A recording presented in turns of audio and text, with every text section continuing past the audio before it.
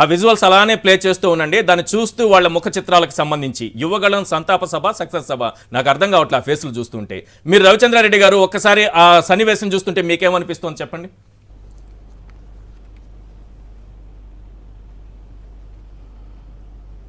Sir నమస్కారం. నమస్తే sir. Eshwar గారు, మీకు, చింతా రాజశేఖర్ గారికి, పంచగర్ల సందీప్కి, అలాగే సాక్షి ప్రేక్షకులందరూ నమస్కారం. నమస్తే సార్. ప్రజలు ఈరోజు పూర్తిగా అవగాహనకి రావడానికి మీరు ఇచ్చిన విజువల్స్ ఏవైతే ఉన్నాయో అద్భుతం అనిపించినాయి. ఎందుకంటే మాటలు లేకుండా వినోదం అనే ఒక సినిమాలో బ్రహ్మానందం కడుపుబ్బా నవ్వించాడు సార్. ఒక్క మాట మాట్లాడకుండా ఒక కామెడీ ఆ స్థాయిలో చేస్తాడని ఎవరు ఊహించని విధంగా ఒక్క విజువల్తో వాళ్ళ అంతరంగంలో ఏముంది, ఒకరినొకరు చచ్చినా నమ్మట్లేదు. అది శంకరమో విజయోత్సవ సభ కాదు, సంతాప సభ అన్నట్టు ఏదైతే జరుగుతుందో ఈ ఒక్క విజువల్తో చాలా గ్రాండ్గా మెసేజ్ వెళ్ళిపోయింది ప్రజలకి. అంటే వాళ్ళు ఒక్కరిని కూడా ఒక్కరిని నమ్మట్లా. కనీసం లోకేష్ కూడా తన తండ్రిని నమ్మట్లా. మీరు చూడండి ఆ బాధలు చూడండి. వీళ్ళు జనాన్ని నమ్మించడానికి వచ్చారు. అసలు టీ కూడా ఆఫర్ చేయలేదు సార్. జనాన్ని వీళ్ళు నమ్మించడానికి వచ్చిన ఈ ప్రయత్నంలో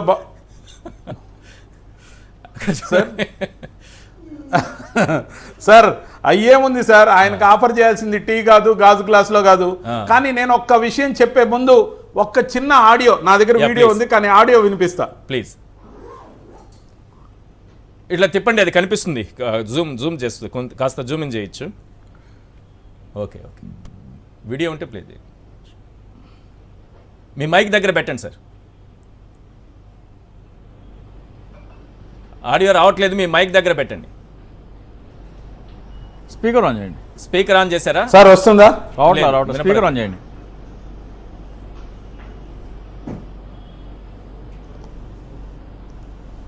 sir okay.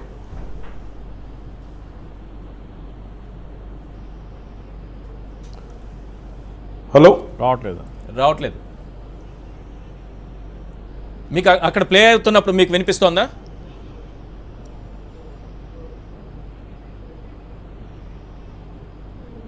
Sir head phones తీసేసి పెట్టండి. అవసరం లేదు, మైక్ దగ్గర పెడితే క్లియర్ గా వినిపిస్తుంది. ఆడియో రావట్లేదా సార్? రావట్లేదు. మీకు వినిపిస్తోంది అక్కడ? మీకు వినిపిస్తోంది మీ ఫోన్ నుంచి? సరే సార్, ఒక్క నిమిషం పెట్టండి. మీరు గంగాళంలో గ్లాస్ అన్నారు కదా, గ్లాస్ కూడా ఇలా తీయరు, బోర్లు ఇచ్చి తీస్తారు. ఇచ్చేటప్పుడు కూడా గౌరవం కూడా గంగాళంలో గ్లాస్ గౌరవం కూడా ఎవరు, ఆ గ్లాస్ కూడా బోర్లు ఇచ్చి పైన రిమ్కి ఉన్న దాంట్లో మాత్రమే గౌరవం వస్తుంది. ఎందుకంటే ఇప్పుడు చంద్రబాబు పవన్ కళ్యాణ్ని కలిసిన సందర్భంలో సీట్ల గురించి, సీఎం సీటు షేరింగ్ గురించి ఏదో కొంత డిస్కషన్ జరిగింది.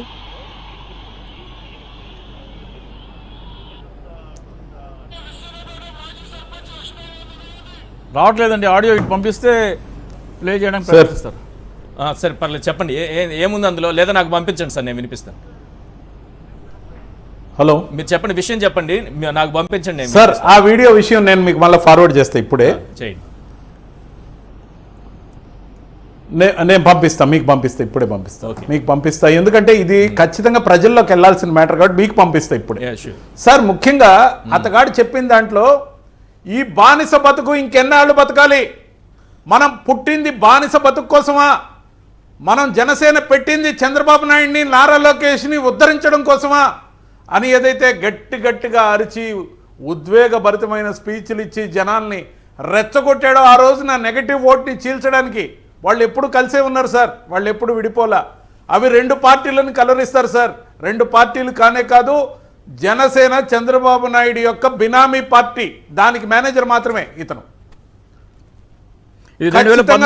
కూలోడికి ఇచ్చిన వాల్యూ కూడా పవన్ కళ్యాణ్కి చంద్రబాబు నాయుడు ఇవ్వడు. అరే నువ్వు నా బానిస అని ఖచ్చితంగా ఎప్పటికెప్పుడు చాడుతాడు. నేను ఈ వీడియో చూపించిన తర్వాత మీకు పంపించిన తర్వాత మీరు దయచేసి వేయాల్సిందిగా కోరుతున్నా.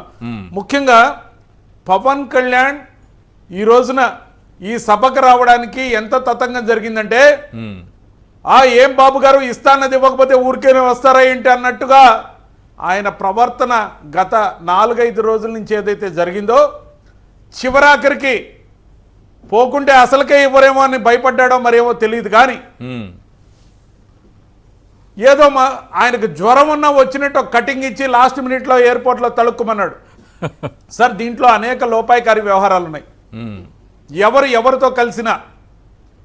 ఎవరితో కలిసినా బాబు వచ్చి పవన్తో కలిసినా, పవన్ లోకేష్తో పొత్తు పెట్టుకున్నా, వీళ్ళిద్దరూ కలిసి ఇంకో పార్టీతో పొత్తు పెట్టుకున్నా, మరో 2 పార్టీలతో పొత్తు పెట్టుకున్నా, మేము జనంతో పొత్తులో ఉన్నాం. ఒక్కసారి నేను చెప్పే గణాంకాలు వింటే తెలుగుదేశం పార్టీ తరఫున నామినేషన్ వేయడానికి కూడా 80% వెనక్కిపోతారు. ఆ గణాంకాలు ఏంటంటే గత ఎలక్షన్లో 3 కోట్లకి కొంచెం అటు ఇటుగా ఏదైతే ఓటింగ్ జరిగిందో, మేము ఇచ్చిన సంక్షేమ పథకాలు 3,07,00,000 మందికి ఇర్రెస్పెక్టివ్ ఆఫ్ కులం, మతం, పార్టీ, ప్రాంతం, వర్గాలకు అతీతంగా చేరే ఒక్క జనసేన కార్యకర్త కానీ, ఒక్క తెలుగుదేశం పార్టీ కార్యకర్త కానీ మేము ఈ పార్టీలో ఉన్నాం కాబట్టి మాకు ఈ పథకాలు అందలేదని చెప్పే పరిస్థితి లేనే లేదు. అది రామోజీరావుకి తెలుసు, రాధాకృష్ణకి తెలుసు, బిఆర్ నాయుడుకి తెలుసు, ఆ విషపత్రికలకి తెలుసు. ఇప్పుడే అందుకే ఈ డిబేట్ ఒక్క ఇల్లు కట్టివ్వలేదంటే ఈ రాష్ట్ర ప్రభుత్వం, ఒక్క ఇల్లు కట్టివ్వలేదట. నోటికొచ్చిన అబద్ధాలు చెప్తున్నారు. ఒక్క ఇల్లు కట్టివ్వలేదని అంటున్నారు. కళ్ళున్న కబోది 32 లక్షల. సార్ నేను అదే గణాంకాలు చెప్పబోతున్నా. ఏ రోజైతే పోలింగ్, నాకు 2 నిమిషాలు టైం ఇస్తే చెప్తా, వాళ్ళ గుండెలు జారిపోతాయి. పాజిటివ్ ఓట్ బ్యాంక్ సునామీ ఏ విధంగా పోలింగ్ రోజున పోటెత్తుద్దో వాళ్ళ గుండెలు జారిపోతాయి సార్. 3,02,00,000 మందిలో ఏదైతే గత ఎలక్షన్లో టోటల్ పోలింగ్ పర్సంటేజ్ మాకు 1,65,00,000 దాకా వచ్చాయి. మేము చెప్తున్నాం చంద్రబాబు నాయుడు గారి అండ్ బినామీల అందరికీ, ఆయన బినామీ పార్టీ నాయకులందరికీ, సార్ అవ్వాతాతల్ని వేధించిన వీళ్ళు అవ్వాతాతలు ఏ రోజు క్షమించరు. అలా పోలింగ్ మొదలవగానే అవ్వాతాతలు తమ మనవణ్ణి వైఎస్ జగన్మోహన్ రెడ్డి గారిని ఆశీర్వదించడానికి పోటెత్తుతారు. వాళ్ళ సంఖ్య 65,70,000. 32 లక్షల మంది అక్క చెల్లెమ్మలకి ఏదైతే ఇళ్ల స్థలాలు ఇచ్చి ఫౌండేషన్లు వేసి ఒక్క రాజధానిలో వీళ్ళు అడ్డుకున్నందువల్ల మాత్రమే ఒక 50,000 ఇళ్ల నిర్మాణం ఇంకా పెండింగ్లో ఉంది. కానీ పట్టాలు ఇచ్చాం కానీ ఇళ్లు కట్టనీయకుండా అడ్డుకున్న దుర్మార్గులు కాబట్టి అది కాకుండా 32 లక్షల ఇళ్లకి సంబంధించి ఫౌండేషన్ నుంచి పూర్తయిన ఇళ్లతో సహా కొన్ని లక్షల్లో ఏదైతే ఉన్నాయో 32 లక్షల అక్క చెల్లెమ్మల పేర్లతో ఉన్నాయి. వాళ్ళ భర్త పేరు రాసిన 64 లక్షల మంది ఎవరైతే ఉన్నారో, ఈ 64 లక్షల్లో 50 లక్షలు మాకు పోలింగ్ అయితే వచ్చే సంఖ్య 1,15,00,000. అమ్మఒడి, రైతు భరోసా, విద్యా దీవెన, వసతి దీవెన, ఆరోగ్యశ్రీని 25 లక్షలకు పెంపు, ఆరోగ్యశ్రీ ద్వారా పేద ప్రజల్ని కోవిడ్ రోజుల్లో ఆదుకున్న తీరు, మరి లా నేస్తాం, విద్యా నేస్తాం, కాపు నేస్తాం, 1 కాదు 2 కాదు, అభివృద్ధి పదంలో 4 పోర్ట్లు, 10 ఫిషింగ్ హార్బర్లు, 2,872 కిలోమీటర్లు కొత్తగా వేసిన రోడ్లు, ఇన్ఫోసిస్ నుంచి బిర్లా ప్లాంట్ దగ్గర నుంచి అనేక ప్లాంట్లు, 172 కొత్త ఇండస్ట్రీలు, 13,65,000 పెట్టుబడి ఒప్పందాలు. సార్ మేము చేసింది ఎంత ఉందంటే చెప్పడానికి కనీసం 1 గంటన్నర సేపు పడుతుంది. 129 హామీల్లో 128 సంపూర్ణంగా అమలు చేసిన పార్టీ మాది. 609 హామీల్లో 1 హామీ అమలు చేయని దౌర్భాగ్యమైన పార్టీ టీడీపీది. టోటల్ గా దివాలా తీసిన పార్టీది. వాళ్ళు దివాలా తీశారు కాబట్టి ఆ పార్టీ ఈ పార్టీ అజెండా ఈ జెండా అని కలుపుకొని వస్తున్నారు. అజెండా లేకుండా కొట్టుకుపోతారు. మేము చెప్తున్నాం తెలుగుదేశం పార్టీ తరఫున ఎవరు నామినేషన్ వేసినా, ఆ పొత్తులో భాగంగా ఏ కూటమి తరఫున నామినేషన్ వేసినా మీ డబ్బు 80% దాచుకొని నామినేషన్ వేయండి. మీరు దివాలా తీయద్దు. చంద్రబాబుకి ఇదే ఆఖరి ఎలక్షన్. మీరు ఆర్థికంగా బాగుంటే తిరిగి ఎక్కడైనా బతకచ్చు. కాబట్టి చంద్రబాబుని నమ్మి మోసపోవద్దని చెప్పదలుచుకున్నా.